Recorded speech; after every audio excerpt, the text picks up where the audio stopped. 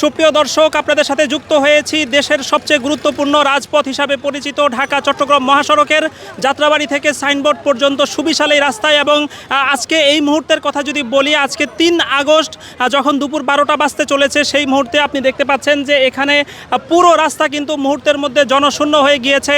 এবং বৈষম্য বিরোধী ছাত্র আন্দোলন যেই অসহযোগ আন্দোলনের ডাক দিয়েছে, সেই আন্দোলনের অংশ হিসেবে মুহূর্তের মধ্যে পুরো রাস্তা ফাঁকা হয়ে গিয়েছে। দর্শক, এই শিক্ষার্থীরা যেই অসহযোগ আন্দোলনের ডাক দিয়েছেন, তার অর্থ হচ্ছে আগামীকালকে থেকে দেশের কোনো অফিস আদালত চলবে না, দেশের সমস্ত ব্যাংক বন্ধ করে দিতে হবে, দেশের সমস্ত ব্যাংকিং কার্যক্রম আগামীকাল থেকে বন্ধ থাকবে, দেশের সমস্ত শপিং সেন্টার, দোকানপাট সব কিছু বন্ধ করে দেওয়া হবে। শুধুমাত্র মানুষের নিত্য প্রয়োজনীয় যেসব জিনিস প্রয়োজন, সেগুলো সকাল 11টা থেকে দুপুর 1টা পর্যন্ত শুধুমাত্র মুদি দোকান সহ নিত্য প্রয়োজনীয় দোকান ছাড়া সমস্ত অফিস আদালত, ব্যাংক, বিমা, দোকানপাট, শপিং সেন্টার এবং রাস্তাঘাট সহ সব কিছু বন্ধ থাকবে। কোটা আন্দোলনের যারা অসহযোগ আন্দোলনের ডাক দিয়েছেন, তারা প্রবাসীদের আহ্বান জানিয়েছেন অসহযোগ আন্দোলনে যোগ দিয়ে বাহির থেকে একটা টাকাও যাতে কেউ রেমিটেন্স না পাঠায়। এবং আমরা ইতিমধ্যে খবর পেয়েছি 10 মিনিট স্কুল, ওস্তাদ, ফাউন্টেন পাবলিকেশন সহ দেশের বড় বড় ঐতিহ্য প্রকাশনীর কথাও আমরা দেখেছি যে বড় বড় দেশের বিভিন্ন প্রতিষ্ঠান এই অসহযোগ আন্দোলনের অংশ নিয়ে তাদের সমস্ত কার্যক্রম তারা ইতিমধ্যে বন্ধ ঘোষণা করেছেন। এবং কোটা আন্দোলনে যারা জীবনের ঝুঁকি নিয়ে এই আন্দোলনে নেমেছেন, এখানে অল্প কিছু শিক্ষার্থী রয়েছে এবং বাকিরা আমরা দেখেছি বিশাল বড় মিছিল নিয়ে তারা এদিকে আমার পিছনে যাত্রাবাড়ির দিকে গিয়েছেন।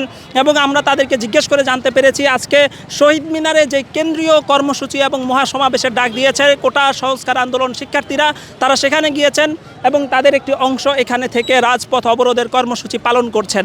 তারা যেভাবে জীবনের ঝুঁকি নিয়ে রাজপথে নেমেছেন, তারা দেশের আপামর ছাত্র জনতাকে এই অসহযোগ আন্দোলনে রাজপথে নামার জন্য এবং দেশের সমস্ত সরকারি অফিস আদালত বন্ধ করে দেওয়ার জন্য, ব্যাংক বন্ধ করে দেওয়ার জন্য এবং কোনো রকম বিদ্যুৎ বিল, পানির বিল, ইউটিলিটি বিল, গ্যাস বিল, সমস্ত রকম বিল বন্ধ করে দেওয়ার জন্য তারা দেশের আপামর ছাত্র জনতা এবং অভিভাবককে অংশগ্রহণ করার জন্য এবং এই অসহযোগ আন্দোলনে অংশ নেওয়ার জন্য আহ্বান জানিয়েছেন। এবং মাত্র আধা ঘন্টা আগে আমরা যাত্রাবাড়ির যে কাজলা জায়গাটি রয়েছে, সেখানে সচেতন আলেম সমাজের ব্যানারে একটি গুরুত্বপূর্ণ বিক্ষোভ সমাবেশ এবং মিছিল অনুষ্ঠিত হয়েছে। সেই দৃশ্যও আপনারা এই মুহূর্তে আমাদের স্ক্রিনে দেখতে পাচ্ছেন। এবং দর্শক, সবচেয়ে গুরুত্বপূর্ণ যে বিষয়, আজকে কেন্দ্রীয় শহীদ মিনারে বৈষম্য বিরোধী ছাত্র আন্দোলনের পক্ষ থেকে যে ঐতিহাসিক মহাসমাবেশের ডাক দেওয়া হয়েছে, সেই সমাবেশে যোগ দেওয়ার জন্য আমরা কিছুক্ষণ আগেও এই সাইনবোর্ড থেকে বিশাল মিছিল যাত্রাবাড়ির দিকে যেতে দেখেছি, যে মিছিল হয়তো কিছুক্ষণের মধ্যে শহীদ মিনারের সেই মূল বিক্ষোভ সমাবেশে যোগ দিবে। আমি যদি না নামি তাহলে আর কোন ভাই বোনের নামে আমাকে বলেন। আমার বাসায় হচ্ছে আমার কোনো বড় ভাই নাই, তাও হচ্ছে আমি আমার বাবার সাথে আজকে সকালবেলা গেজাগেজি করে বাইর হয়েছি যে আমাকে যাইতে হবে। আমার বাবা বলতেছে যে যদি কিছু হয় আমি কিছু হলে হবে।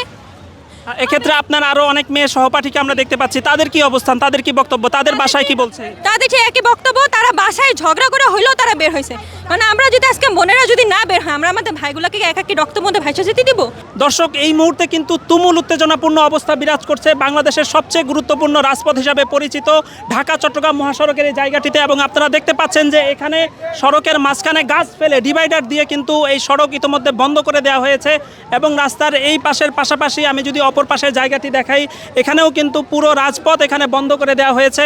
আকাশে বৃষ্টির ঘনঘটা, আকাশে বৃষ্টির ফোঁটা পড়ছে, এর মধ্যেও আন্দোলনকারীরা রাজপথে রয়েছেন এবং তারা এই কোটা সংস্কার আন্দোলনকে সফল করার জন্য এবং আন্দোলনকারীরা যে অসহযোগ আন্দোলনের ডাক দিয়েছেন, সেই আন্দোলন বা সেই সংগ্রামকে বাস্তবায়ন করার জন্য এই বৃষ্টির মধ্যেও আন্দোলনকারীরা এখানে অবস্থান নিয়েছেন।